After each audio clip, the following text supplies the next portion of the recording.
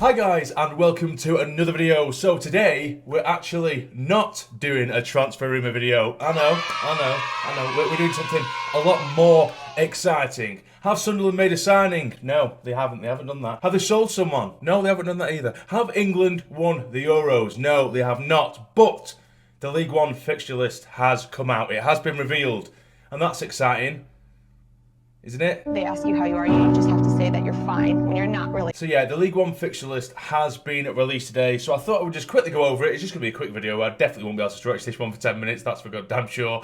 But we'll have a quick look at it, and I'll highlight a few games that I think could be key in some key areas in the season after reflecting on these fixtures. So here is the full 2021 to 22 fixture list. Now, as you can see, we're opening at the Stadium Light on the 7th of August, welcoming Wigan. Now that is going to be a difficult game in my eyes because Wigan is still in a sort of rebuilding process since, you know, of course everything went on last season with their ownership, but they're slowly clawing the squad back together now, and they're a hard-working squad.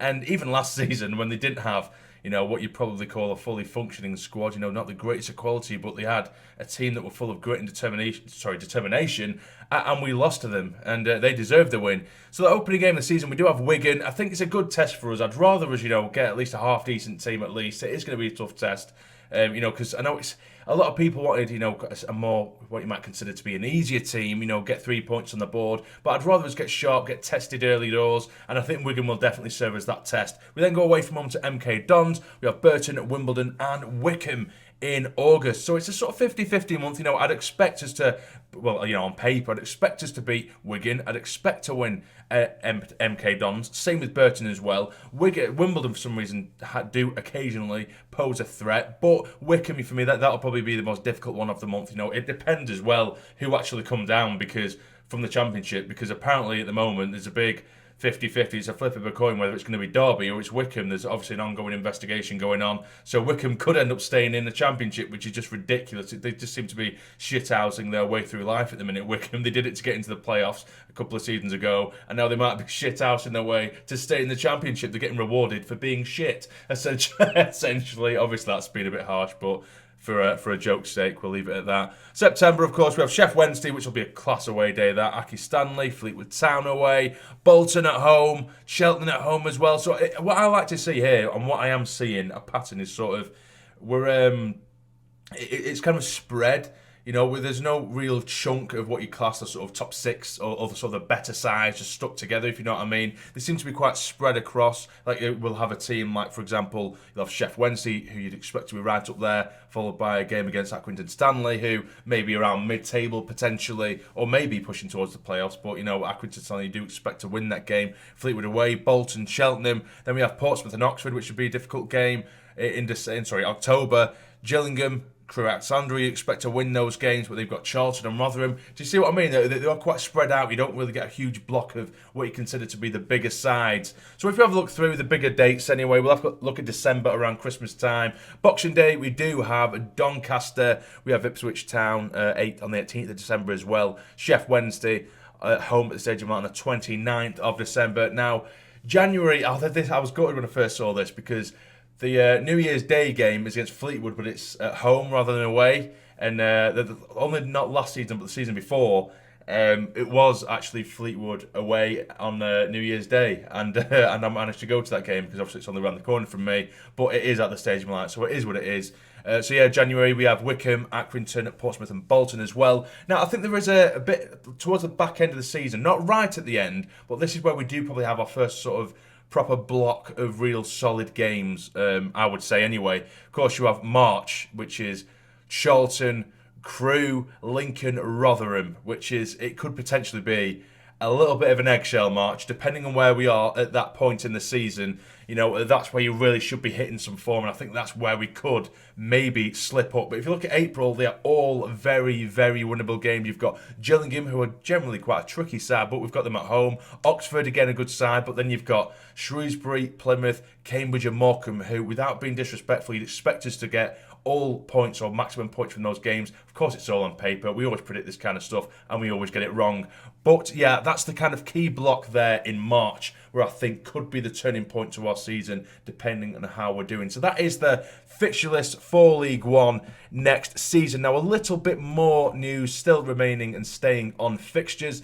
That's the Papa John's Trophy in the group stage, which, you know, I'll have a little discussion in a moment about the competition. But we have Lincoln, we have Bradford, and we have the Manchester United under-21s in our group. Now, a lot of people are just saying, you know, get knocked out, don't, you know, which is, you know, I get it. Don't make it a priority. Of course, it isn't a priority. And it would be a lot easier if we just weren't in the competition, so we could just solely focus on the league. But you can't just go into a game and just say, like, come on, lads, don't try your hardest because we don't want to focus on this. You know what I mean? You want to get that winning mentality. You don't, you know, go out to a game and purposely try to lose to make your focus be on something else.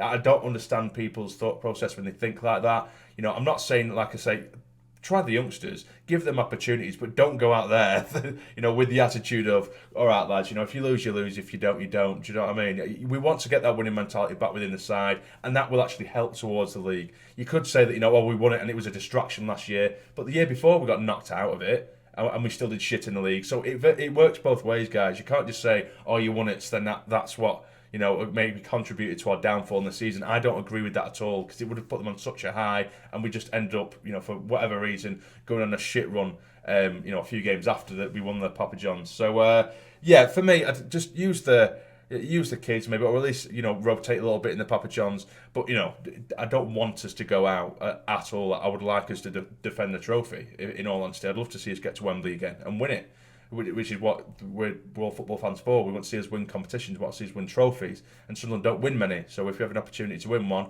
go for it. I definitely don't want us to lose. Do you know what I mean? But anyway, yeah, so that is it. That is my reaction to the fixtures. There have been a few little transfer rumours. I said I wasn't going to touch on transfers, but there has been a couple of little transfer rumours here and there. Today, it has been rumoured, or it has been at least... it's been stated by the Chronicle that Luke O'Nien is actually very, very close to signing a new deal, which I would absolutely love. I would be buzzing with if Luke O'Nien stays on. Apparently, he has had offers from the Championship, but he's closer to signing, he's edging closer to signing back with us, which is absolutely great. In terms of transfer rumours, like actual signing players, Pigott from Wimbledon, who would be on a free transfer, he has been rumoured. Again, it's the Chronicle, you know, a relatively reliable source at times. You know, apparently we're very willing to offer pretty big wages because he would be a free agent, but he scored 20-odd goals, 20-plus goals for Wimbledon. He always scores goals in this league. I think it'd be quite a comfortable signing, particularly on a free. I think it is an absolute no-brainer. There's rumours that he has offers from the Championship, but for me, I would absolutely 1,000% go for Pigott. I think he's a very, very good player at this level, and he scores goals. And particularly if White was to go, it'd be an easy replacement. I still think we need a pacey striker, someone like that, but I think Pigott would be an absolutely perfect replacement for White, and probably even better. You know, you might argue that, yeah, he only got 20 to White's 30, but he was playing for Wimbledon. But we shall see anyway. I just think it's a lot less of a gamble than the likes of Will Grigg, who, yes, he on paper had good stats in this league, but we paid $3 million for him. So that's a massive, massive gamble, which clearly didn't pay off. It went to the shits. But with Pigott, we won't be paying a penny. Yeah, we'll be giving a bit of a decent wage, but we won't be paying a penny for him. So the gamble's just not really there anywhere near as much. But anyway, so that's my thoughts on the fixtures and a little bit of transfer rumours at the end, which I did say to stay clear from, but I can't help myself. I love transfer rumours. But that is it, guys. What do you guys think about their fixture list, and which games are you looking at for the most? And of course, Aki Stanley away on the 15th of January. That is my jam, and I cannot wait to go there. See what I did there, jamsarny. It's not funny. But either way, if you have enjoyed, hit the like button for me. It'd be massively, massively appreciated. And subscribe to the channel if you're not already to become a fully fledged member of the Sarny Army. But for now, you take care and stay jamming.